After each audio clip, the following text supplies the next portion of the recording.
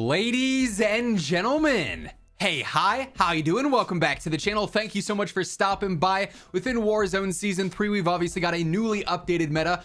We saw new weapons introduced. We saw a bunch of different weapon buffs and nerfs. And so with that today, I wanted to break down the new top 10 best meta loadouts you want to be running for the start of Season 3. Starting first, real quick, perks and equipment are going to be the same on every single class set up here today. As far as my perks go, Mountaineer, obviously so clutch. Protecting players like me from fall damage is of the utmost priority, right? Double time, just more tack sprint, that's obviously clutch. Tempered, I like to have this quicker to plate up, and then I go for a medic vesting game so I can revive faster usually. And then flex for the better audio is a must-have as well. Throwing knives, especially this season, I'm playing a whole lot of Resurgence. I want those insta finishes. Zemtex is though still great, as are frags. And then smokes, instantaneous cover, obviously super clutch there as well. Like I said, that's all the same on every single class setup here today. Now we can focus on just the weapons for the remainder of the video. So this first setup is a combination of the BP50, which I've been loving for some time now, and it's even better here in Season 3.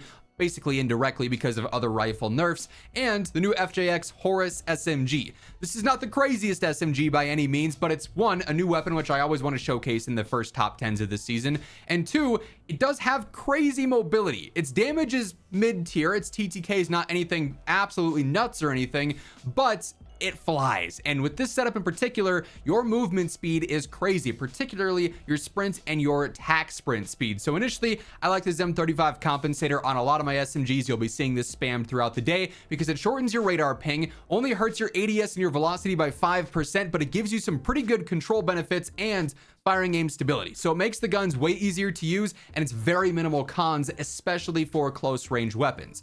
I go for the Ruse 90 life barrel, helps out with general mobility here, tack sprint speed, ADS, sprint to fire, general movement speed. DR6 hand stop, even more movement with general movement, strafe speed, ADS, and sprint to fire. A basic 48 round magazine, extended mag here. Pretty fast fire rate, so you do burn through ammo pretty quickly. Lastly, the Ripper light stock, even better tack sprint speed, ADS strafe, general movement, sprint to fire. So this thing, you fly and fry with this thing. You can move so quick, and that really does throw players off in some instances. Then the BP50 as an aggressive rifle is phenomenal. Spirit fire suppressor is still great even after the slight nerf to it with the range, velocity, and control benefits.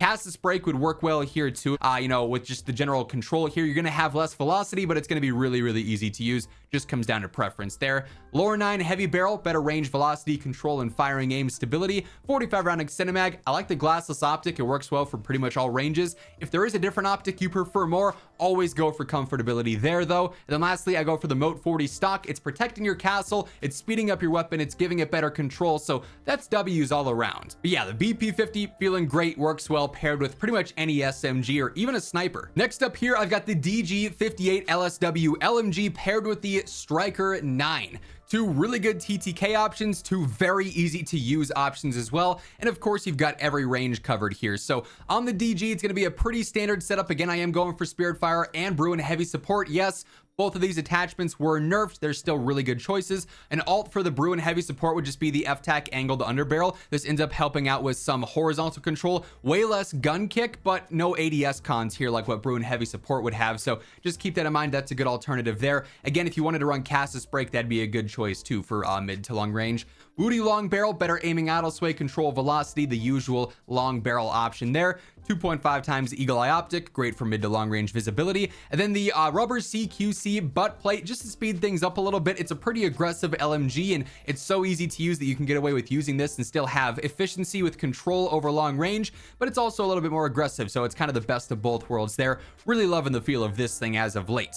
And then the Striker 9, another great choice as well. This thing is fast, especially with this build. It's versatile for a sub.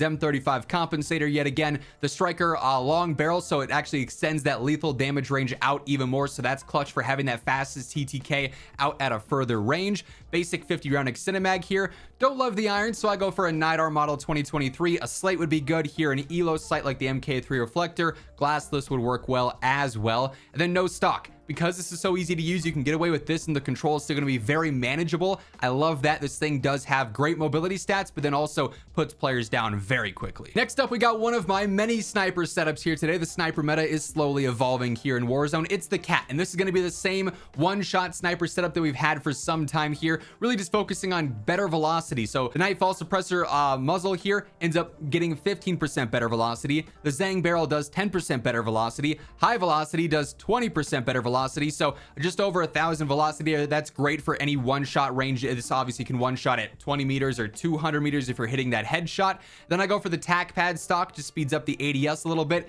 And then just behind the face cam, I do have the quick bolt just so I can get shots off a little bit faster back to back to back. There's not as much of a delay there. Obviously been the GOAT sniper since day one, and it's still holding its own here in season 3. And I actually paired this with the nerfed AMR9. This is a really good sniper support option still, just because it is going to bridge the gap between an AR and an SMG, have decent mid-range damage, it's pretty controllable, and still has decent mobility because it's inherently an SMG at its core. So I do go for the integrated suppressed barrel, helps out that range and the velocity some. The choke angled underbarrel is actually pretty good here because it gives you better strafe, better movement speed, and slightly better horizontal control as well. Basic 50 round Cinemag here, glassless optic yet again. Then I also go for the Wolfhound carbine stock, just basic control benefits here with horizontal, vertical, and gun kick. So just all across the board, making the gun a little bit easier to use, and it's really still good as a sniper support option. Now Loadout 4 is another sniper option. This time it's the Moors, our new sniper for season 3, and I pair this with the MCW conversion kit. This is a phenomenal sniper support choice too. Really fast TCK and pretty aggressive for a rifle, since obviously this conversion kit does speed things up nicely across the board here. Unfortunately, the 40 round Cinemags, your max. That's not a ton of ammo for this fire rate, but if you're accurate with it, you're still gonna be able to knock players very easily with this. I also go for the DR6 hand stop. It's very easy to use, and we're using this in the close to mid range, so I like to speed it up a little bit where I can. I do use the Cassis brake to keep it consistent, keep it easy to use.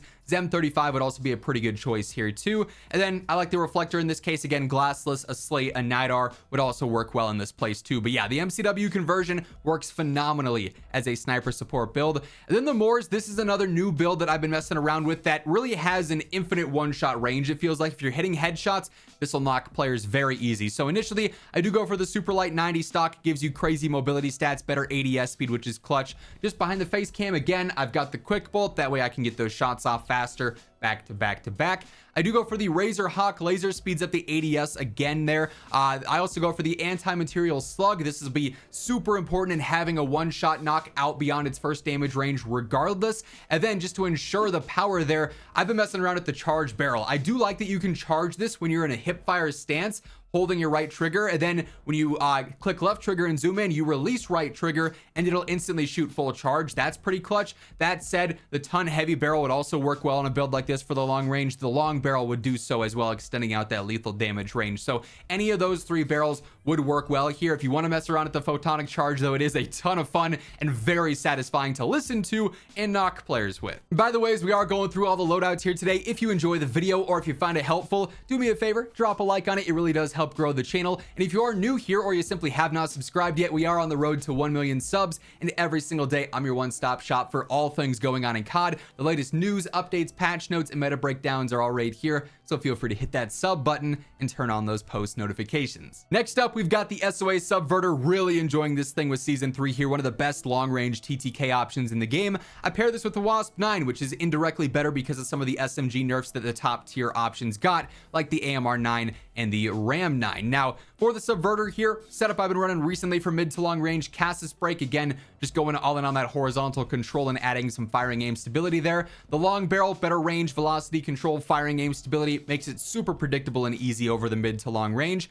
Ruin heavy support, again, great, as would be the FTAC angled if you wanted to run that instead. Basic 50 round extended mag, and then the 2.5 times Eagle Eye optic per usual on there. Then the WASP-9 setup, not too much has changed here from last season, still using the Zem 35 compensator, DR6 hand stop for the way better mobility there. The short light barrel speeds up the ADS, the sprint of fire, and the general sprint speed, so just a tad bit better mobility here with very minimal recoil cons there. 3% and 5% respectively are not a huge deal. Basic 50 round extended mag here, and then for me, the irons are just a tad bit too bulky, so I use an ELO sight and I find myself to be way more accurate with this, and I do really enjoy the feel of that. Next up, we've got another sniper setup, this time featuring the XRK Stalker, which can one shot within its first damage range, so we're just focused on extending that out here. And I actually pair this with the FR Avancer from MW2. got buffed with season 3. It's already got a great close to mid-range TTK, so as a sniper support rifle, this works really, really well. I do go for Spirit Fire Suppressor here. Casus Break would work. Zem 35 would also work very well. Just depends on how you want the gun to feel. 435 barrel, better control, better velocity, better gun kick control, as well as just making it a tad bit easier to use. Knocks down the range a tad bit, but 5% is not going to be the end of the world. Bruin heavy support yet again on here. The 60 round mag is what I prefer. 45 would be viable, but it's got a decent fire rate, and if you're playing trios or quads, a safety net of 60 is just so worth it. Then I go for the glassless optic, especially because it does help out that firing aim stability as well. That's pretty clutch at keeping this thing consistent and relatively easy to use. Then for the Stalker, like I said, we care about this effective damage range. For me, it's 70 meters. It's also got a decently fast ADS speed still, so within 70 meters, I can one-shot headshot, and my quick scoping ability is not too limited here like it maybe would be on the KATT. So I go for the integrated suppressed stoic barrel on here. The high grain rounds, because these do extend the range and the velocity some, so it just makes it a lot easier to use. I do go for the 6.6 times scope here. I don't really love the base one too much. It's a little bit too zoomed in for me. No stock, just for the faster ADS, the general better movement there. Then I also go for the light bolt just behind the face cam. If you want the screenshot here, feel free to go for that. Again, just to get those shots off a little bit quicker. Pretty standard sniper setup, and it does one shot, so that's obviously clutch there. Loadout 7 here, another great rifle SMG combo. The MTZ 5.56 sort of indirectly better again because of nerfs to things like the RAM and some of the other rifles. It's got a really consistent TTK throughout the close range, the mid range, and the long range. In the base striker, it's easy to use, really good mobility, pretty consistent TTK as well here. So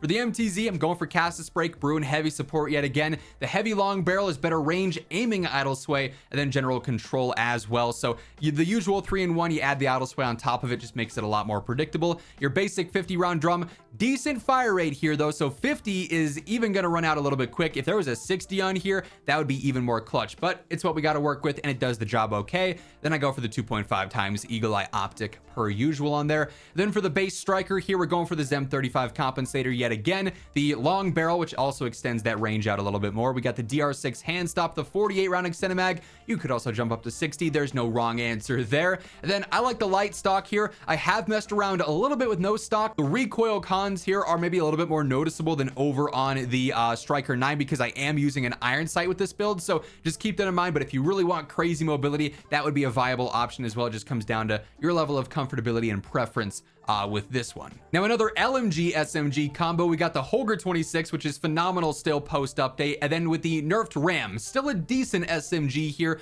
Pretty much all the SMGs are viable now though, with the HRM really standing out, and we'll get to that in just a moment. But with the Holger here, this is again a very basic mid to long range setup. Spirit Fire Suppressor, Bruin heavy support. We're going for the factory barrel, which is better range, velocity, and control. Pretty standard there. Unfortunately, no added idle sway or firing aim stability, which is a bummer, but it is what it is. 2.5 times eagle eye optic, and then the Ascent Lord stock, we don't really need an extended mag or anything like that, so this gives us that better firing aim stability, the better control, the better idle sway, and just makes it a lot easier to use as well. So you're going to be a laser beam with this thing. It's very easy and puts players down very quickly. Then for the RAM setup here, still pretty standard. It's just the damage that's been nerfed obviously with season 3. Zem 35 compensator, DR6 hand stop. I still like the Imperator light barrel because it does extend that damage range back out some, also gives it some better velocity for like the mid range and whatnot. 50 round extended mag, then the 3.4 pad stock for some better control, making it a little bit easier to use across the board. Nerfed, but still very competitive with most of the other subs. Hey everyone, wanted to take a quick second and chat about my friends over at G Fuel. If you're looking to stay focused, energized, or just hydrated, they've got you covered all around with their normal tubs, their hydration tubs, and their cans. A couple of my personal favorites at the moment gotta be Sage Mode Hydration, Watermelon Mint, and also Starfruit.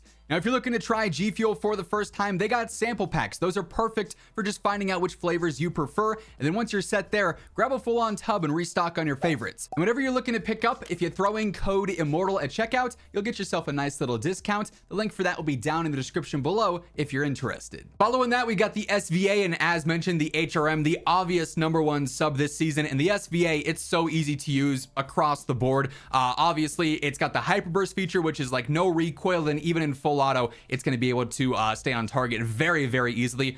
Very basic setup though. Spirit Fire Suppressor, Bruin heavy support, precision barrel on here as well for the better range, velocity control, and added idle sway. 60 round extended mag and the 2.5 times eagle eye optic on there. And then HRM setup, this thing flies and fries. Best of both worlds, by far my favorite sub, and has been for some time. and it just so happens it's the GOAT here in Season 3. Zem 35 compensator, Thorn 90 barrel, DR6 hand stop, 50 round extended mag on there, and then the light stock as well for some basic better movement there. So this thing is fast, it kills quick, all around super solid. And then lastly here, even though it's invisible and not showing us the correct weapon, we've got the Holger 5.56 and the Renetti. This thing goes crazy even though it's currently showing an HMR9. The Holger, it's just a reliable rifle. Unfortunately, its only real drawback is its 40 round mag. It's not a 50, it's not a 60, so you're gonna run out of ammo a little bit quicker, but it's also a low recoil laser beam. So what you do have with 40 rounds, you can do a lot of work with, and it's got a really fast TTK too. Glassless optic on here works well for pretty much any single range. Because it's so easy to use, I am using the angled grip in this case. I really like the feel of this. Spirit fire suppressor yet again, then the Cryo 6 match barrel for better range, velocity, and control on there. Pretty standard, but hey, if it ain't broke, don't fix it, as they say. Then for the Renetti, what you want to be using here is the Carbine Ferocity Kit. Turns it into a full auto sort of machine pistol and makes the TTK go crazy. Now, unfortunately, it's still a pistol. This also slows it down a ton. Your sprint to fire is not as fast as you'd like it to be for a pistol. It's more SMG territory, and SMGs also are going to have better movement elsewhere. So that is something to take note of. I go for the 50 round drum, the Zem 35 compensator. The Ravage 8 stock helps out with some control. And then quite frankly, I don't love the iron sights on this thing. I'd much rather swap out an optic for an underbarrel that's mobility based or a laser that's mobility based, but I hit more shots when I'm using a NIDAR, and if you can't hit your shots, the TTK doesn't matter, so I got to be using this for sure. But that said, for a pistol, this goes absolutely nuts. You can't buy it at a buy station. It's not going to have the full benefits of a full-on SMG, but it's the closest thing to it, and it can melt up close. And that being said, those are the new top 10 best loadouts you want to be running here in Warzone Season 3. That's going to wrap things up. If you enjoyed the video or if you found it helpful, do me a favor and drop a like. And if you're new here, be sure to hit that subscribe button on your way out. But once again, thank you so much for tuning in. And until next time, take it easy, have an awesome rest of your day, and I'll catch you later. Peace out.